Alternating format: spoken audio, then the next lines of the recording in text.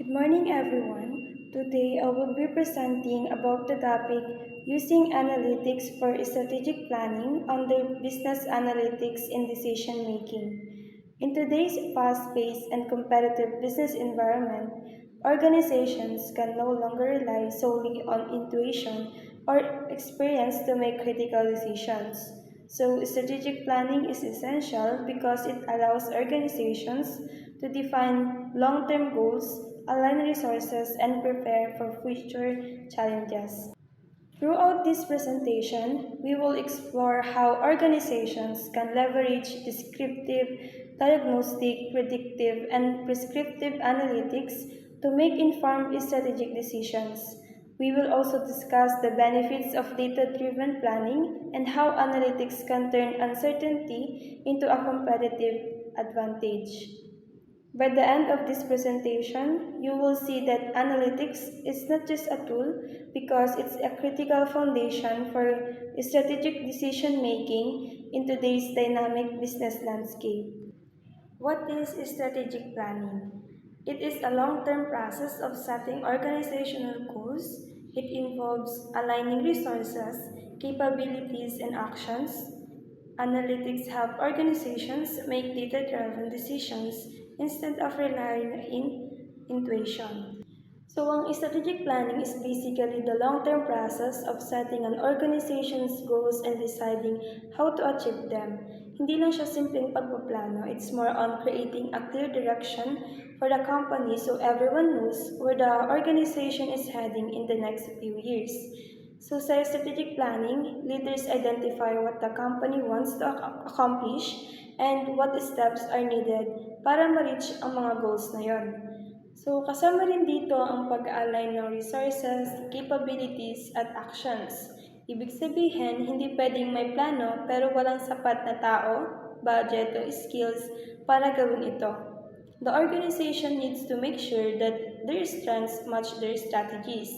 For example, kung ang gusto ng company is mag-expand, dapat may enough resources like trained employees, financial capability, and proper system to support that growth. The process of planning effectively requires more than just setting objectives. This is where analytics come in. Instead of relying on intuition or hula, analytics provide data-driven insights. Through data, organizations can understand trends, customer behavior, performance issues, and opportunities. This helps them make smarter decisions, mas evidence-based, mas reliable, at mas strategic. In short, analytics is strategic planning by giving leaders a clearer, more accurate picture of what action will actually work. So kung pag-uusapan natin kung bakit mahalaga ang analytics sa strategic planning, the main idea is it really helps companies make smarter and more confident decisions. Una, because it reduces uncertainty. Instead of guessing lang or going with gut feeling, analytics takes all the raw data and turns into actionable insights. So, alam mo na talaga kung ano ang dapat gawin. Second, analytics show patterns na hindi mo na nakikita or makikita sa intuition lang. For example, baka akala mo trending ang isang product, pero data shows otherwise. O baka may hidden behavior ang customers na makaka-affect sa strategy mo. Third is, it supports long-term thinking. Through predictive analytics, makakagawa ka ng forecast or prediction na evidence-based. So, hindi ka lang basta nagre-react sa everyday problems, but you're planning ahead with confidence. And lastly, analytics help align strategies sa actual market realities at sa strengths ng organization. Meaning, yung plano is realistic and doable kasi based siya sa data, hindi lang basta sa pangarap or hula. We have four main types of analytics na kadalasang ginagamit sa businesses para sa decision making at strategic planning. First, we have descriptive analytics. Ito yung analytics na nagbibigay ng summary ng past performance. For example, tinitignan nito ang sales trends or customer behavior sa nakaraang months or years. Basically, it shows what happened at kung may mga recurring patterns na pwedeng pag-aralan para mas maintindihan ang business. Second is diagnostic analytics. Kung ang descriptive analytics ay what happened, ang diagnostic naman ay why it happened. Dito, titignan yung mga reason ng past outcomes. So, gumagamit ito ng root cause analysis, correlation analysis, at data segmentation para malaman kung bakit may specific result sa business. Third is predictive analytics. So, dito naman papasok ang future-oriented analysis. So, gamit ang statistical models at machine learning, pina-forecast ito yung future scenarios. For example, pwede niyang i-predict yung demand ng product at market changes.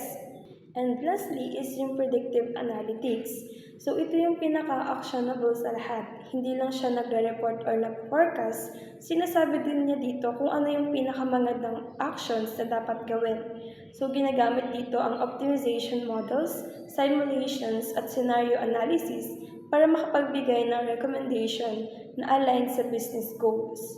So in short, from understanding the past, figuring out why this happened, predicting the future hanggang sa recommending the best actions, ito yung 4 types of analytics na very important para sa data-driven decision-making at strategic planning. In this slide, it shows the benefits kapag ginagamit natin ng analytics sa pagset ng strategic goals.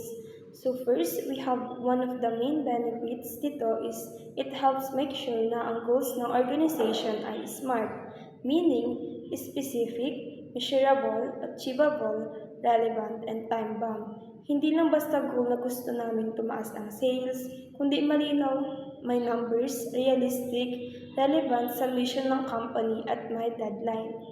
So second is analytics uses historical performance para makapag-set ng realistic targets. For example, kung ang sales growth last year was 5%, hindi practical na mag-set ka ng 50% growth ngayong year without clear strategy. So dito, nakakatulong ang data para mas realistic at attainable ang goals. Third is analytics, provides benchmarks. Ibig sabihin, pwede mong i-compare ang internal performance sa industry standards or competitors. So nakakatulong ito para malaman kung nasaan ang company sa market at kung ano pa ang dapat i-improve. Lastly is analytics identifies high impact areas kung saan pinaka-needed ang strategic intervention. So sa dami ng data, makikita mo kung alin ang areas na kung aayusin or i-enhance, makakapag-generate ng pinakamalaking impact sa overall performance ng organization. So, in short, analytics ensures na ang strategic goals ay well-planned, realistic, measurable, at nakafocus sa areas na makakapag-drive ng growth at success. So, sa pamamagitan nito, mas smart at data-driven ang decision-making ng company instead na puro gut feeling lang. Next is analytics in environmental scanning. When we say environmental scanning, it is a process kung saan minomonitor at ina-analyze ang external factors na pwedeng maka-affect sa business. Dito pumapasok ang analytics kasi it supports tools like SWOT, PASTEL, and Foster 5 Forces para mas malinaw ang understanding ng company sa environment nila. Isa sa pinaka-importanting gamit dito ay sa tracking ng economic trends tulad ng inflation, exchange rates, at GDP shifts.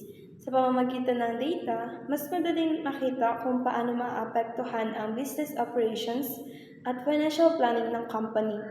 So bukod dito, analytics analyzes competitive activities. For example, titignan nito ang pricing strategies, market share at product launches ng competitors para malaman kung saan pwede magkaroon ng advantage o kailangang mag-adjust. Mahalaga rin na nakakatulong ito sa pagtukoy ng emerging threats like new competitors, regulatory changes, or market disruptions. So sa ganitong paraan, pwede agad maghanda ang company at i-minimize ang risk.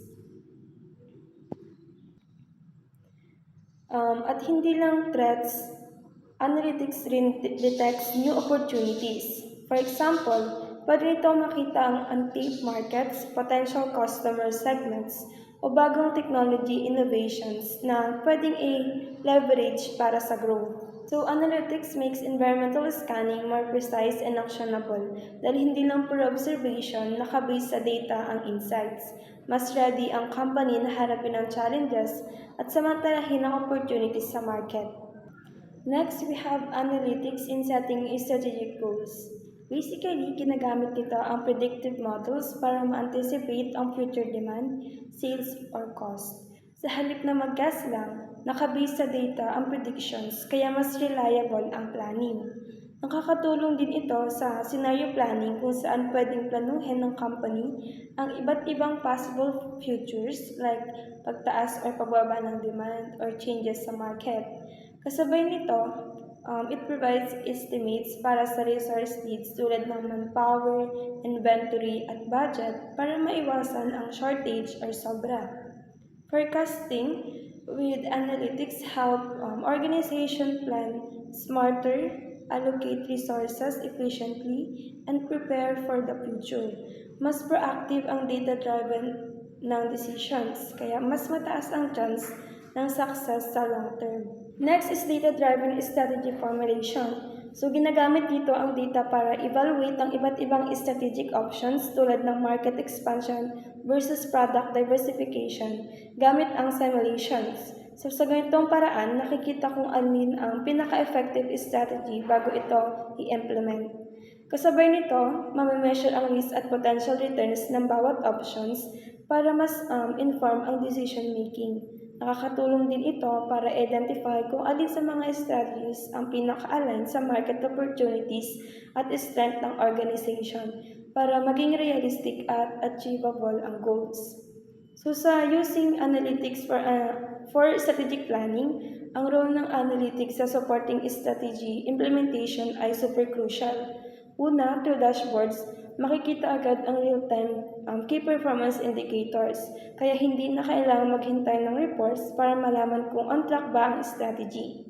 Second is may alerts ang analytics kapag may deviations sa expected results. Halimbawa, kung hindi umabot sa target ang sales campaign, malalaman ito agad at pwede nang i-adjust ang strategy. Pangatlo is nakakatulong din ito sa efficient resource allocation. So makikita kung saan sobra o kulang ang budget o manpower at pwede itong i-reallocate para mas productive. And lastly is tinitiyak ng analytics na aligned pa rin ang strategy sa mabilis na pagbabago sa market conditions. So analytics help managers to monitor, adjust at siguradong effective ang strategy sa bawat step. Next is the benefits of using analytics in strategic planning. First, great decision accuracy. Kapag ginagamit natin ang analytics, nababawasan ang pagdesisyon natin based lang sa assumptions or gut feeling. So, ang data mismo ang nag-guide sa atin kaya mas precise at reliable ang mga business decisions. So, second is improve risk management. Through analytics, mas madaling ma-identify ang potential threats bago pa sila maging malaking problem. So for example, if a market trend shows a decline in demand, maaga pa lang makakapag-adjust na ang company para maiwasan ang losses. Next is better performance monitoring. With tools like real-time dashboards, nakikita agad kung effective ba ang strategies natin.